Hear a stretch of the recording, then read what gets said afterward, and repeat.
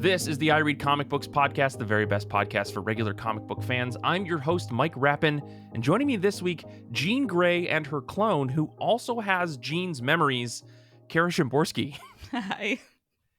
And our very special guest from the Pat Chats podcast, our good pal, Pat Loika. Hey, how's it going? Very, very excited to have both of you on the show today. Very excited to talk about comic books. But before we get into that, Pat, you're our guest on the show. I guess before we get into things, could you tell folks at home just a little bit about yourself and what you do? And then we're going to talk about what you've been reading. So just lay it all out for us, please. Hi, I'm Pat Loika from the internet. I'm from San Diego. I am a podcaster. I am a photographer, a writer sometimes. I used to work with both of these my hosts for the day at one point. I don't think they ever talked much about that. Yes, we used to work together, and I am a comic reader for probably way too long, particularly of X-Men stuff. I died in an X-Men comic last year. Oh, like I don't know if canonly? you guys Wait. remember that. Oh, I was in the Hellfire Gala. I was one of the victims of Moira McTaggart. I was going to say, Pat, you are a frequent comic book background character, I think. And that's not even a joke. There are multiple comic books in which you have been featured as not just background characters, but also I think you had a speaking role in like a S.H.I.E.L.D. comic or something way back when. I've had a couple of speaking roles. I was in Tom King and Mitch Gerard's Sheriff of Baghdad, where I was, cursing out a cat. And I was also I was a S.H.I.E.L.D. agent in a few X-Men books. It's funny because that S.H.I.E.L.D. agent character has popped up in as a background character at first. The first appearance was in like a Secret Avengers book. Then he pops up in Uncanny X-Men in the Helicarrier. Maria Hill orders me around a couple times, and sure. And it ends up in Captain Marvel's Alpha Flight station at Captain Marvel #1 when she had the whole Alpha Flight thing. And finally, the final appearance. Go on. So you're Stan Lee, but in comic books instead of the movies. I mean, I don't appear as often, but you I just would like to listed think like that 10 I have books, Pat. Yeah. I mean, I have to go I posted on my Instagram a few times, like the number of times I've appeared in these books. But my final appearance was in the Hellfire Gala 2023 issue, where a blade goes through me as I was about to make my escape with Kate Pryde and Iceman's boyfriend Romeo. That was a sad thing, but you know what? I would like to think that everyone got galvanized into fighting Orchis because they saw me die. So I would like to think that's the case. But I've been reading comics for a long time, and I am.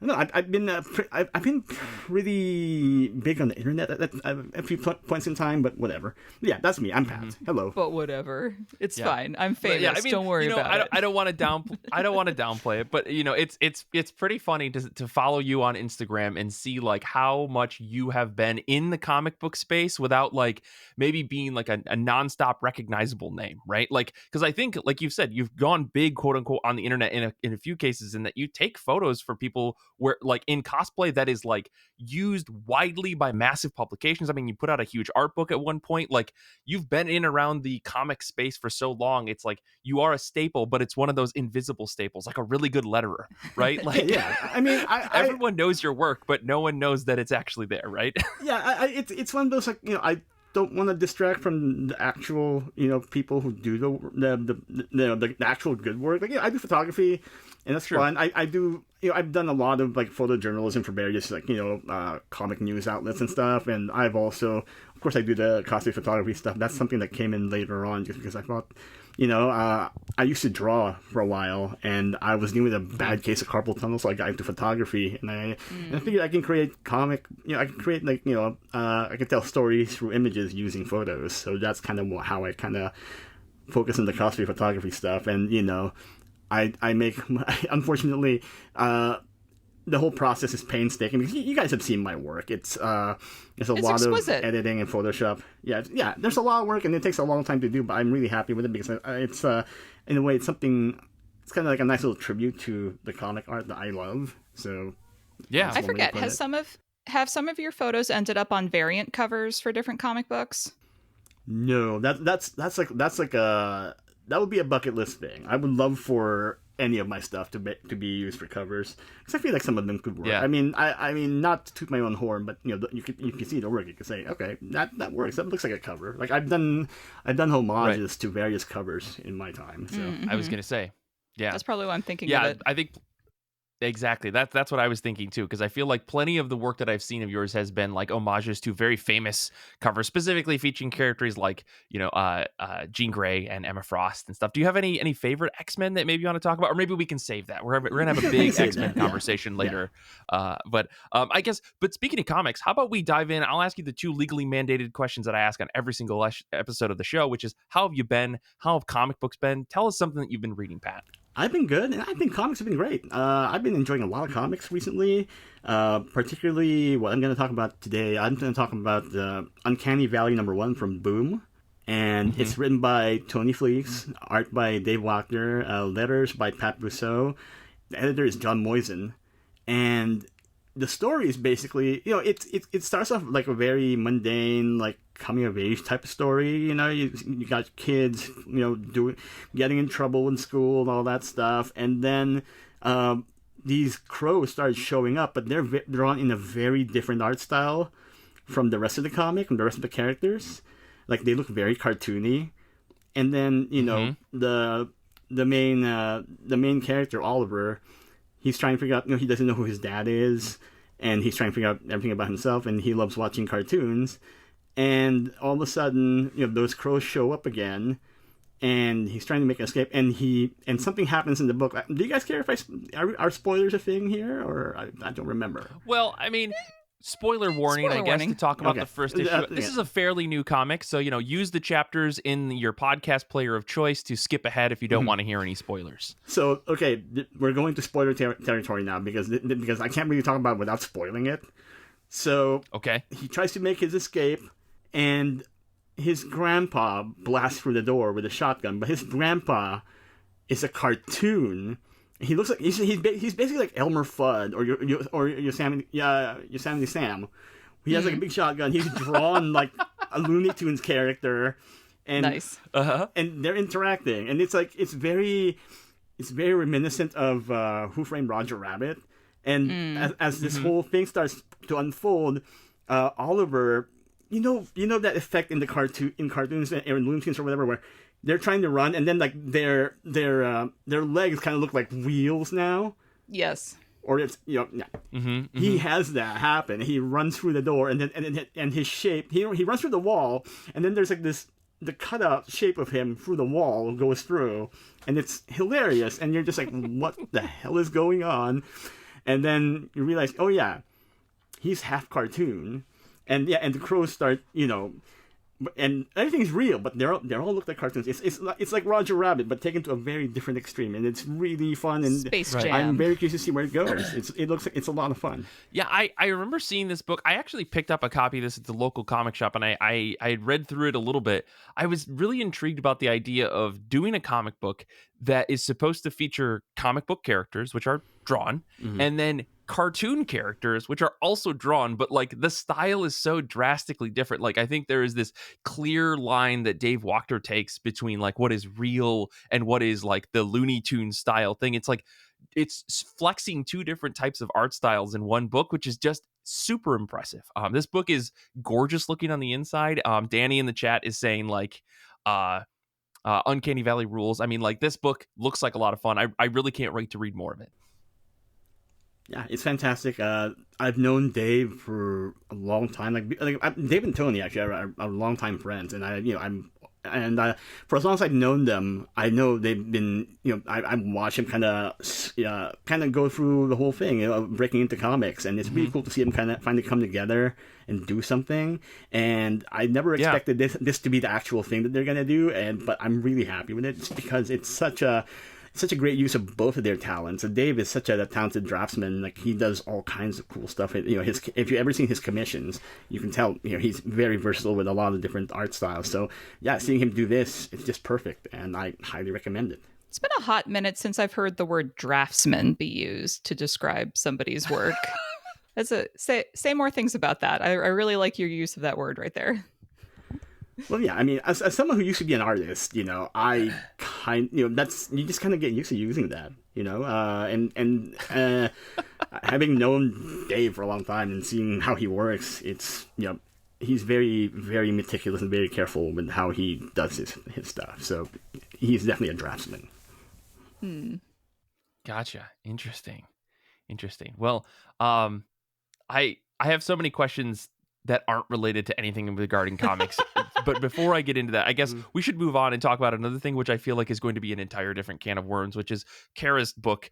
So Kara, how have you been? How have comic books been? Oh man, Mike, I've been great because there's a new Taylor Swift album out and I went to 2 release events related to it. You can't escape. She's everywhere. I will make her part of this conversation. No, it was really fun. I went to a silent disco, and that was the first time I had been to a silent disco event.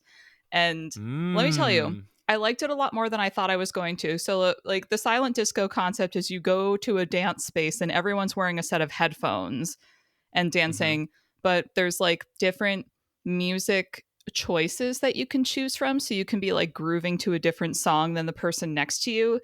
And it sounds like it would be like weird and alienating, but actually it's like this really fascinating nonverbal social contract situation because your headphones have a different color for the channel that you're listening to. So if you see somebody and their ears are like lighting up blue and they are like grooving out, you're like, oh, what are they listening to? And you flip over.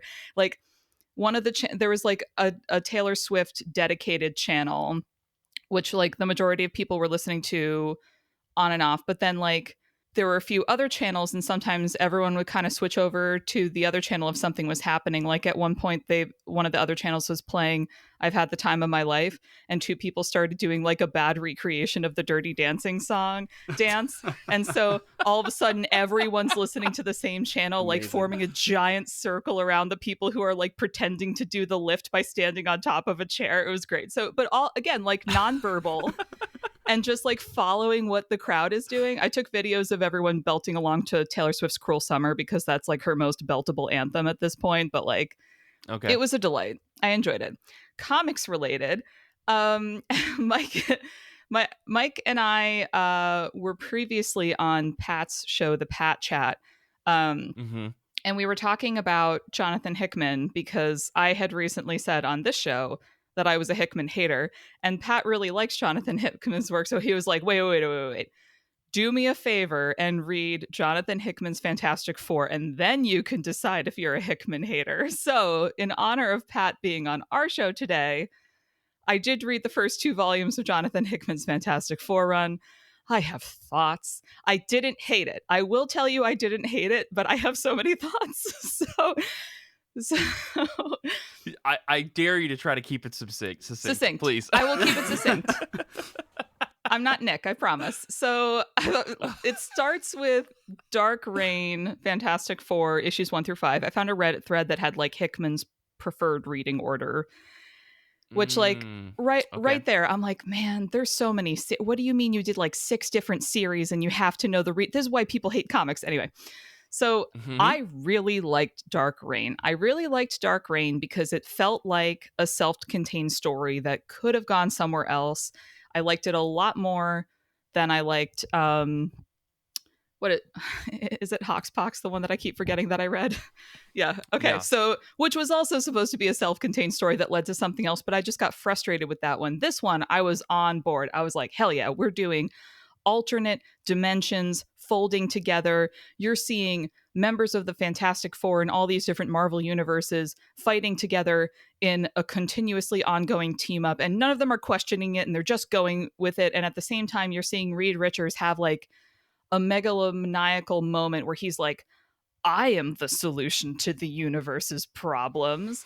And you just kind of leave it at that, where you're just like, oh, like I had my self-contained fun romp through the Marvel universe, says plural, the multiverse. And then also I get to see this tech bro who has like the brain of I don't even know like what like genius level whatever, who thinks I alone can solve it. And the second somebody says to you, I alone can solve it, just run as fast as you can in the opposite direction because they're wrong and they're insane.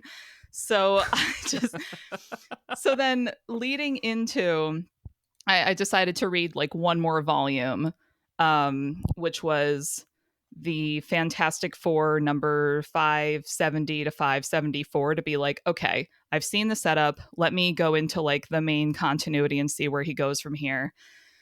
Mm-hmm. And then it just like turned into, I think, Mike, at one point you described Hickman's work as like spheres within spheres within spheres of like building and plot and stuff. And it's just like this giant mechanism. And when I got to like all just like these next few issues were just so many references of things that I didn't know about, but not presented in a way where picking up a context clue was really making me satisfied. So when that ended on a cliffhanger also, I was like, okay, I'm tired. I did appreciate Dark Reign.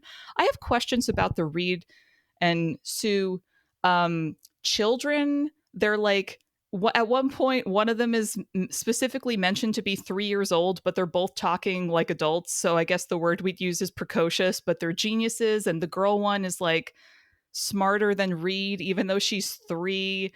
And the person who illustrated these children has definitely never spent time around toddlers, because the physiology is not toddler physiology. And I like the kids.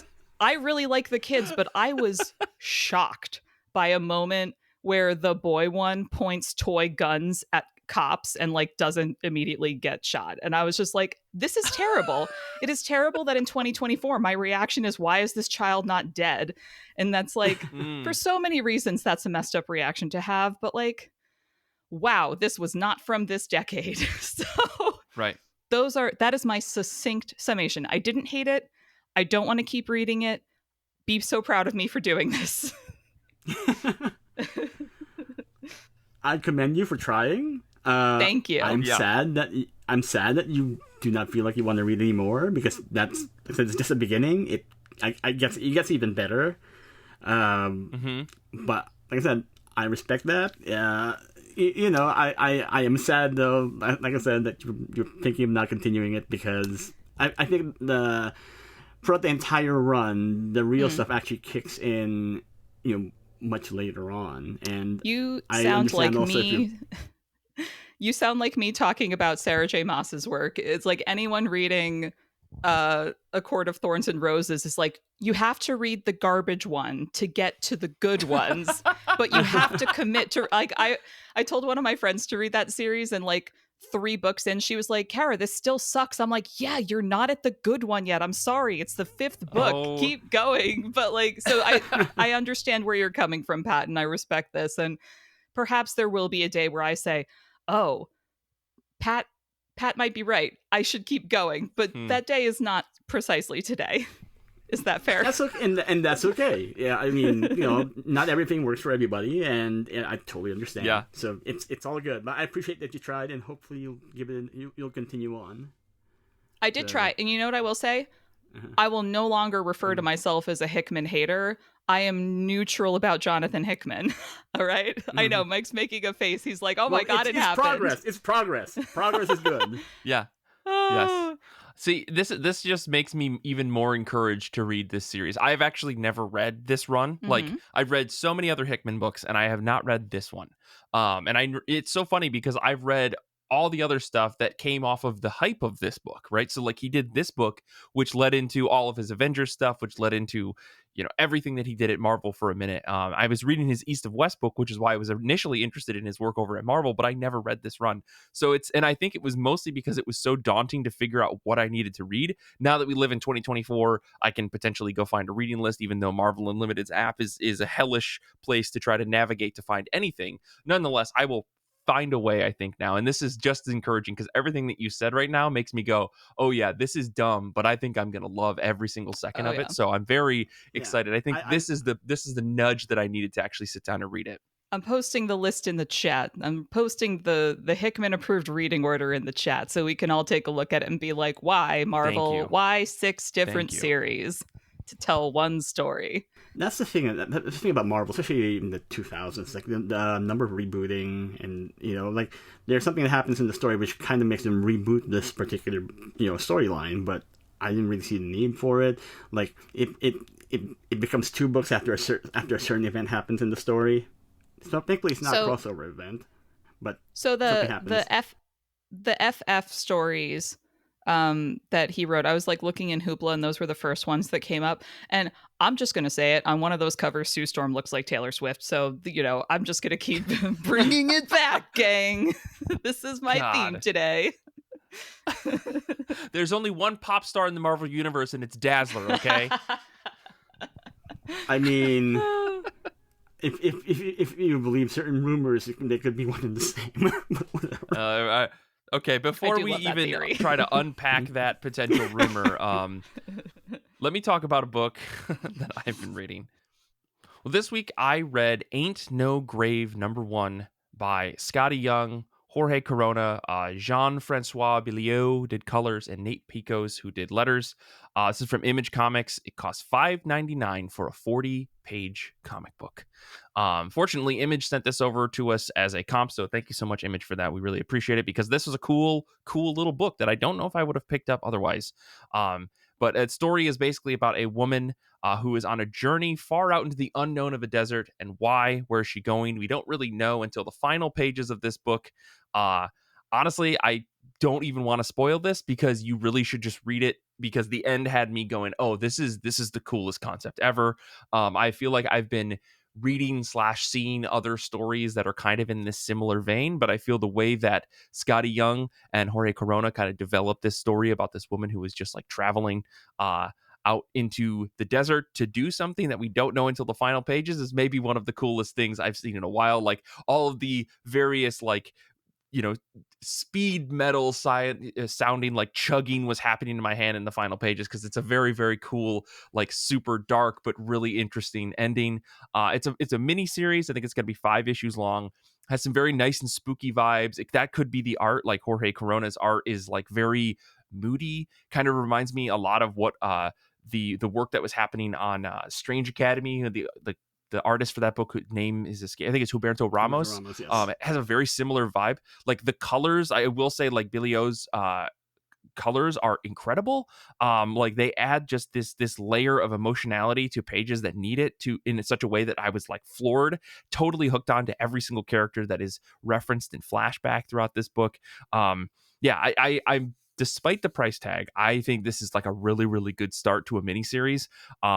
And yeah, the overall just design of this book feels really good. There's some really interesting panel work that happens where like you've got this like zoom into the bottom right hand corner panel by like spreading out longer panels through like the portrait format of the page. It's really, really well done. Hard to explain in an audio medium, but this book like was such a surprise to me, because I was like, oh, just another Western. I've been reading a lot of Western comics, it feels like, and I'm never mad about, or never ever going to be mad about that, right? Like Enfield Gang Massacre was incredible. Something Snakes, I can't remember what that name of that book was, also an Image book, also amazing. Ain't No Grave is another Western book, but like I feel like Scotty Young has like a vibe in which he wants to channel like magic into these types of stories of places that have historically like magical connections, but they're very like esoteric and like really, really out there. And I love the way that he did it in this issue. And I really can't say any more than that, because it'll give away the ending. But oh my gosh, I was floored, and I was like, hell yes, I'm on board. You've sold me. Get me into the rest of this Western book. Whatever the hell is going to happen, I'm here for it. It's going to break my heart probably, because the core of the book is kind of a crushing blow to you as to the reader. But man, it's so good. So if you haven't checked this out, Ain't No Grave by Scotty Young, Jorge Corona, highly recommend this book. I know I didn't talk about anything that I've been doing otherwise, because I just desperately needed to tell you about this book, you guys, because my legs are tired, because I walked like 35,000 steps yesterday to play Pokemon Go, and that's all that my life is about. I was gonna say, how many Pokemans did you get, Mike? I'm prepping for C2E2, which is next weekend. I will be in Chicago Thursday to Monday, because I'm doing like the long con weekend, and I'm trying to see some friends in Chicago. It's going to be fun, but Paul and I are going to be there all weekend, so I need to gear myself up and make sure that I have the stamina, and the answer is I don't have it. So I'm going to be trying to find as many places to sit down as I can throughout the convention weekend, but I'm very, very excited for that. But yeah, good comics, good Pokemon. I caught a bunch of Bellsprout. It was 420 yesterday on Saturday, and the Pokemon we were catching is Pokemon number 69. And the Pokemon Company in Niantic, they know what they're doing. It was 42069 all day, guys. Okay. Oh my god. So I don't know. But yeah, if you guys get a chance, Ain't No Grave is fun. I think this will be a killer collection. But man, that first issue sold me so hard. It's so good. If you get a chance, go check it out. But yeah, let's move on. Let's talk about comic books that are on the top of our pile, comics that are new or old or just something you're trying to get off of your shelf because it's been sitting there for forever. I want to shout out some of the folks that are hanging out with us here on Discord today. As always, you can always join us on Sundays when we record our show live on Discord, and you too can get a shout out on the show, what you're going to be reading next. Paul G is going to be reading Emily Carroll's A Guest in the House. Everyone is reading this for our Goodreads reading challenge, and I'm so hyped because it's so good. It's a devastating book, but it is so good. And Danny is going to be reading Creature from the Black Lagoon #1, which if I'm not mistaken, the creative team on that book is bonkers. I can't seem to find it off like top of my head, but yeah, the creative team for that, I don't know what Image is doing, but they have got like a killer group on all these Universal Monster books. I was going to say, is this one of like the actual approved official licensed Universal Monsters stories? Yeah. Oh, Danny Nice. just posted in the chat. This is Ram V and Dan Waters. Oh, so nice. like, what are you doing? Go fucking buy this book. If you're reading the six fingers in the one hand, those two books right now from Image, you're gonna probably want to check this out. Even though who even cares about the Black Lagoon? I do. Or Creature from the Black Lagoon? I don't. What? I don't care. How do you not? How have you? Did you? Oh my God! He's this just is a because, guy. He's just a slimy little guy. No, I don't know. It's the whole like Quasimodo Esmeralda, like Beauty and the Beast thing. He just wants to be loved. This is why Guillermo del Toro won an Oscar about The Shape of Water. That is the Creature from the Black Lagoon, but he gets the girl. Where have you been, Michael? I do not think that Fishfucker the movie was an homage to the Creature of the Black Lagoon. It 100% was. Where are you? It's the monster, but the monster gets the girl instead of being repudiated by society. Have you not seen Marilyn Monroe in The 7-Year Itch? In that film, she goes to the movies to see Creature from the Black Lagoon, and she talks about how sad it is that the creature just wanted love. How do you not know this? I do. This is okay. I'll admit my knowledge of the Creature from the Black Lagoon is only like a single image of the creature like coming out Bigfoot style from the lagoon and looking over its shoulder, right? Like that is as much as I know. So you're telling me this is like a love story. Yes, it's like him holding the fainted woman because all of the movies, all the damsels in distress were doing that at that point. And I'm sure there's like a bit. I want to clarify. I haven't actually seen the movie. I just know all of the things. I mean, you're up there. You're pretty close. You know, it's fine. You got the gist of it. Okay. It's just like, you got to know these foundational pieces of pop culture because they keep popping up. These is like tale as old as time, man. Look at that. I made a Beauty and the Beast reference out of it. I'm so good. I'm on fire today. The thing is, Image is going to be like shoving these Universal Monster books down our throats for the next like 6 to 12 months. And rightfully they should, because the teams that they've got working on them are crazy, right? Like the Universal Monsters Dracula book was incredible. I didn't think that I could find a very, very exact replication of like the old original Bela Lugosi Dracula story interesting, and you throw James Tynion and Martin Simmons on that book and like you've sold me, right? Like, am I not going to read from the creators of Department of Truth? Of course I am. Dan Waters and freaking Ram V on this book, of course I'm going to check this out. Am I stupid? Like, it's insane to me. So yeah, I'm going to be checking it. I just like don't understand the appeal, but this creative team will probably give me the interest that I need. So, I mean, you know what they're doing. anyways. You know what they're doing, because didn't Universal recently announce that they're like doing a monster expansion of their theme parks? So they're probably they're probably doing what Disney was doing with Avatar, where they got the IP, they built out the park section, and then they were like, oh, we need to make more movies so that we can do the whole like full cycle getting people in the door. So Universal is probably saying, oh, what's a cheap way to like spec out some stories? Let me like do some comics, see what resonates, and then have the IP ready to go to make the new movie. Let me interject. Oh, Okay. yes, What Pat. we need is a Dark Universe line of comics. You know what I'm talking about. Oh my god, yes. Yes, I'm not mad. I mean, genuinely, if they yes. can't make Dark it work Universe in film, comics. do it in comics. Are you talking about the Tom Cruise mummy? Yes. Is that what we're talking yes. about? Okay. Russell Crowe Yes. as Dr. Jekyll. Yes, You know I what? needed more Russell Crowe as Dr. Jekyll. Where did we not like go over there? I say that Absolutely not. we Listen. as a society have failed when those movies fell apart. That's all I'm saying. listen, the Tom Cruise Mummy movie, I think, pretty much killed that entire idea dead in the water. Oh, yeah. So, anyways, Kara, tell us what's on the top of your pile, please. We need to move on before I say even more blasphemous shit about these classic movies. Speaking of classic movies, the top of my pile is The Return of Snow White and the Seven Dwarfs by Romana Scarpa, Guido Martina, and other creators that I didn't want to do like the full list, but the name on the cover of the book is Romana Scarpa. So this is a 2017 edition from Fantagraphics, and it's the first time that these comics have appeared in English. They were Italian Disney comics, and it is like an officially, like, Disney was making these comics, so this is like kind of Disney canon in a weird way, of it being like if Snow White had a sequel, but obviously back in like, you know, the first half of the 20th century, you're not gonna like do a direct to VHS sequel. That wouldn't happen till the 90s, but you know, you could do it in a comic book for super cheap. So this is the like actual Disney sequel to Snow White and the Seven Dwarfs. Interesting. So I the only reason I even knew about this is because I was on the Fantagraphics website because they were having a sale, and every time they do that, I just go in their Disney section and say, "What do you got for me today?" Yeah. And it just like, it just sounds so like weird and nice. Like, it's Snow White, but it's also make it comic books because there's an eighth dwarf. What's up with that? So it's just like you get to his name's Rocco, and he skateboards and he wears a backwards hat. So I am just so excited to see where this goes. I have not read I don't think I've read any Italian Disney comics, but I know that, like, you know, Disney comics, while not having really been published a lot in America over the last like 50, 60 years, have been like really consistently like still going strong in European markets.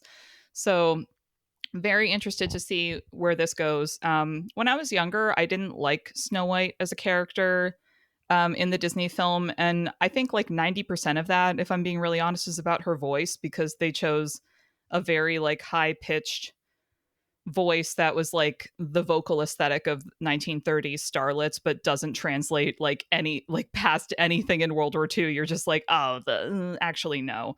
But when you look past her voice, it's actually like a really it is like a grim fairy tale. It's a really like scary, cool story about this girl who's about to be murdered, so she like finds a solution to her problem by like trading her labor for protection. And you know, some of those songs are like really lovely. Like I just like I forget, I was listening to like a cover of one song in the car one day, and I just like burst into tears because I was like, oh no, it's really good. You just need a different voice singing it. Sorry, Andrea Castellotti. But yes, very excited to read this. Very excited to like expand my knowledge of Disney comics. And it's just like really nice that Disney's like that there is an option to dig into these earlier Disney stories when they were still in their like throw things at the wall and see what sticks. Whereas I feel like right now they're in a moment where everything's very like calculated, and like their whole recent slate of films has been a sequel to something that already made bank. And like, I hate it. Like we all know I'm going to go see Toy Story 5, but do I think they need to be making it? No, they should have stopped with 3, but like, sure. Well, you're telling me that you're not excited for Uncle Scrooge and the Infinity Dime, written by Jason Aaron? That's coming out later this year. What? I am. Yeah, this is new information for me, but yeah, I will be reading that. Thank you.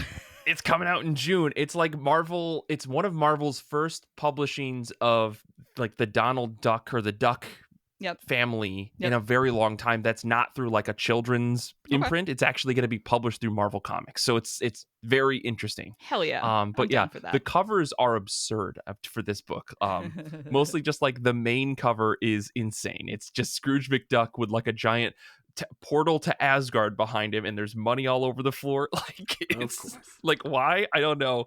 But it looks insane. And Jason Aaron of all people is writing this, so like, how gritty is this book gonna be? I hope that it isn't. I hope it's Jason Aaron flexing, oh no, I can do a nice book. I really want to see that. I mean, he could, I mean, he's done some really fun, not gritty books. Like, I don't know if you've read his Avengers run. It's very crazy, Kirby-esque, fun type of stories. So I feel like he could do it. Okay. I'm ready for Marvel to do a goofy comic. I'm ready. Yeah. It's a goofy comic? No, like, no. Okay. I see where you would go with that. Like something a little, like, something where they can be a little like Looney Tunes, Yeah. Wait, Looney Tunes is owned by Warner Brothers. I am using terrible references as shorthand here. I'm sorry. Let me talk about a book that I am reading next, and then Pat, we're going to talk about your book last. So for me, I'm going to be reading Ultimate Spider-Man 1 and 2. Finally, I'm digging into this brand new thing, this Jonathan Hickman, Marco Cicchetto, Matt Wilson book that came out way back in January. Number 2 just dropped recently in the Marvel Unlimited app. I saw it this morning because I was looking for books to read, and I was like, oh, more Ultimate Spider-Man. So the summary for this book, for those of you who have maybe been living under a rock like myself, after the events of Ultimate Invasion, which was Hickman's prequel series to the new Ultimate Universe, where evil Reed Richards went around and kind of undid all of the things that would make a Marvel universe into a Marvel universe. Sort of spoilers for that. The world needs a hero who will rise up to take on that responsibility. Prepare to be entangled in a web of mystery and excitement as the all-new Ultimate Spider-Man comic redefines the wall crawler for the 21st century. Do you guys remember when Brian Michael Bendis did this 20 years ago? Because I certainly do. Yeah. I was literally just talking about Reed Richards saying, I alone can fix it. Is this like a recurring theme with Reed Richards? Is this like his character flaws, his hubris? 20 years ago, Jonathan Hickman was writing that Fantastic Four character, and now 20 years later, here he is writing him again, So maybe not 20 years, but you know what I mean. But yeah, I remember this book was all the rage back in January, and I remember a lot of people going apeshit for it in places that weren't the IRCB Discord server, like other servers that I'm in that are not related to comic books at all, were going crazy over this because a lot of people have nostalgia for those Ultimate comics, myself included. Like, I bought and owned all of them at one point. Like, I owned everything from the start until Ultimate Invasion or Ultimate. What was the really bad event that they did?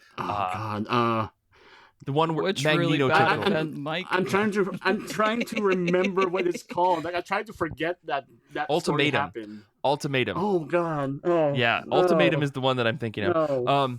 But yeah, so the 17-year-old me was very hyped for this book, but the adult me who gave up on Marvel Comics back in December has decided to just wait and I say that I'm going to play catch up. But I assume that most folks who are maybe listening to this podcast are probably reading it monthly if you're into superhero comics regularly. So in typical IRCB fashion, I'm kind of just playing catch up on the new hotness. But yes, I'm very excited for this book. Whatever Hickman is up to with his take on the Ultimate Universe has me intrigued in a nostalgic for the Ultimate Universe way, as well as a please anything to distract me from the news of fall of House of X. Anything that will make me happy is what I'm aiming for here. So like, and I hear the fall of X stuff is good. I've read a couple of issues. It's fine. It still breaks my heart that it's ending. And I think maybe we're going to talk about that in the post show today. But yeah, I'm trying to figure out how the best way for me to keep up with all of my Marvel Unlimited stuff. So if you listener out there have any tips on how you do things, please send me an email or jump on the Discord, ircbpodcast@gmail.com. I'd be really curious to know how you as a Marvel Unlimited subscriber are keeping up with semi-newer books that as they drop onto the Marvel Unlimited app. So regardless, this book should be fun. I've heard incredible things about it, so I'm excited to finally jump into this after a few months of being behind. So that's me. But Pat, what is on the top of your pile this week? What are you reading next? What am I reading next? Well, a couple of you mentioned the Fall of the House of X books, and I have a couple of them on coming up. Dead X-Men #4 in particular, and Fall of the House of X #4. I'm okay, and you kind of tapped out on it. I'm sitting it through to the end. I'm not looking forward to the ending because at the end of this, I'm done. I'm done with X-Men. I'm kind of waiting to get to that point. I think so. I saw what's coming. You're up not going to read the Gail Simone X-Men book that's coming out? I feel like it's a step backwards. So I like Gail, Pat. I like Gail, but yeah, I think I've been reading X books for like 34 plus years now, I think. And I've seen a lot of a big move forward in storytelling, or a big move where they change what this is about. And Hoxpox, as I've been trying to get people to read, is the big shift change that I was waiting for in these books. And obviously, they're taking that back now, and they're ending it with with these the Fall of X stuff. And I'm looking forward to reading it to see how it goes, because I honestly haven't been that into it lately. The last few issues, it's just I'm hoping to read these issues and hope that they're a little bit better than the last few that I've read. Mm-hmm. But either way, I'm just really sad, and I kind of want it to be done so I can be done and not have to think about it anymore. I feel like it's twisting the knife for me, because I love the whole Krakoan era, and it's ending, and there's really nothing else that can be done except let it finish. Yeah. So, yeah, I'm done. I'm ready to read this just so I can so I can move forward. Yeah. Okay. It's a really interesting time to be an X-Men fan, because I think I was listening to the Contest of Challengers podcast, and I'm a few episodes behind, because just like everything in the world, I'm behind on everything. But they were talking, I think this episode that I listened to was from late March. They were talking about a lot of the fall of House of X stuff, and how at the time when the episode had come out, they had just announced at South by Southwest, if you guys remember, all the new X-Men lines, right? One of them being the Gail Simone book, one of them being another book. And they were all classic 90s revamps. They feel like 90s era stuff being kind of brought back to brought to the forefront. And the thing that astounded me is it feels like they talked about how every major revamp of the X-Men that's happened over the past 30 years, 40 years, 50 years has been there's this incredible run. There's Jim Lee's X-Men, there's Grant Morrison's new X-Men, there's the Krakoan era, right? The three major pivotal points in the X-Men universe, and every single time these books have had to been followed by somebody else. How do you follow Grant Morrison, right? How do you follow Jim Lee?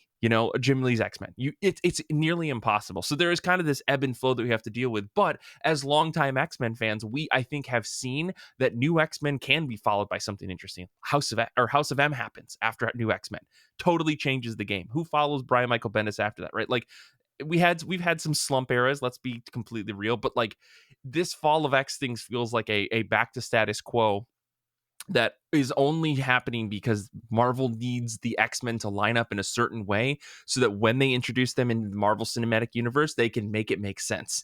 Versus Krakoan era makes no sense in any sense of the way that Marvel probably wants to bring the X-Men out. So that to me feels like the unfortunate side of why this is happening, because in my mind, the Krakoan era probably had a good 4 or 5 or 6 years in it up its more that it could have done before they really needed to turn it down. But that's just the way that it goes. But it just so happened this year a particular cartoon came out, and a movie's coming out this July, so that's why it's happening now. Just saying. I know. So, well, regardless though, Pat, I'd be curious to hear your thoughts in the future. Maybe we'll have to have you come back maybe later this fall or something that, or maybe early next year. And we can talk about where the Fall of X actually landed, because I'm not caught up. I do need to read. I do want to read it. I'm in the same boat as you. I'm going to read all of this Fall of X stuff. I really need to see the Krakoan era to the end. Whether or not I continue to read the X-Men after that is still up in the air. Now, Paul G in the chat made a very poignant point of, if I only had a nickel for every time I heard someone swear off the X-Men on a podcast. I mean, trust me, it's absolutely true. This is, like I said, I've been at it for a long time, and I figured if there's a time to step down, it's now. I feel like I can't really find anything else. None of the solicits excite me at all, and I like the creators involved. I just don't like. This shift, and it's sure. I've said it many times in my own show. I feel like I'm sick of talking about this about X-Men in general, and I still have an X-Men podcast I need to finish to the end of the Krakoan era it's time for me to move on. I feel like, and it's perfectly fine, and that's where my X-Men story ends. Can I close this out with an X-Men hot take? Sure. Oh God. Yes. We'll see. Yeah, let's see. Let's hear it. Okay. Here's why Wolverine is a Swiftie. So, First of all, you know Jubilee made him listen. You know Jubilee is a Swiftie. You know Jubilee made him listen, or like he reluctantly had to like hear it on the like the ship or the car or whatever they're using to get to their mission. You know he fucks with Evermore because Lumberjack Boy is going to be deep in his wintry feels listening to all of Taylor Swift's like pandemic winter like vibes. And you know that listening to this latest album, The Tortured Poets Department, that when Taylor Swift talks about how she wishes that she could live in the 1830s besides the racism and the marrying for like economic prospects, you know he's just like going down a list on a forum somewhere of why living in the 1830s was actually terrible, and he knows, and he's going to break it down for you why you shouldn't want to live in the past because of aesthetics alone. This is a man who is deep in his unrequited love feelings. Like just the whole Wolverine Jean Grey thing gives me such life. And you know that this boy has so many romantic emotions that he refuses to acknowledge, and listening to Taylor Swift put her love life, or a fictionalized version of her love life, out there for everyone to read. I mean, her latest album is giving Teenage Diary. You know he ate that shit up. This is why Wolverine is deep, like multiple levels Swiftie fandom. I will die on this hill. Thank you for listening. I have nothing else to say, and I think that's where we should probably wrap the episode, because now I feel like I need to get into an entirely different mindset, and I need to talk about X-Men 97. So I want to say thank you, Pat, for doing this episode with us today. Thank you to everybody listening live. You are fantastic human beings. Pat, where can people find you on the internet if they want to hear more of your show or just see more of everything you've got going on? Everything should be through patloika.com, or follow my Instagram page at patloikagram. There's a link there. There are links there that'll lead to everything, like all my shows. Like I host the Pat Chat, obviously, and of course there's the Krakoan Exports podcast. So yeah, you can check those out through the Instagram. I guess follow the Instagram instead. There's more. If you want to see my portfolio work, just go to the website patloika.com. Yeah. Very cool. Yeah, we'll make sure to put links to all that stuff in the show notes. Pat, your work is fantastic. I do always love seeing it on my Instagram feed. So keep up the fantastic work. And maybe one day we'll meet together at a con. It will be great. Yes, that'd be fun. But yeah, thank you again, everybody. Thank you all for listening. Thank you to Zander for editing the show. Thank you to Nick for proof listening. Thank you to Kara and Pat for doing the episode today. Next week's show, I think we're gonna have a real tame one. I'm hoping that's the plan. It's gonna be Kate and Kara and Paloma, because Paul and I are gonna be at C2E2. They're gonna be talking about comic books, and I fear more Taylor Swift. So get hyped for next week. A tame show with the people you listed. I think you've got a different definition than I do. I'm hoping. But yeah, make sure to check us out at C2E2. Paul and I are going to be there. Come say hi, reach out to us. We'll be around. It's going to be a blast. I think Paul and I are going to a White Sox game. It's going to be a ton of fun. But to wrap this episode up, I want to say thank you all again. Until next time, comics are good, and so are you.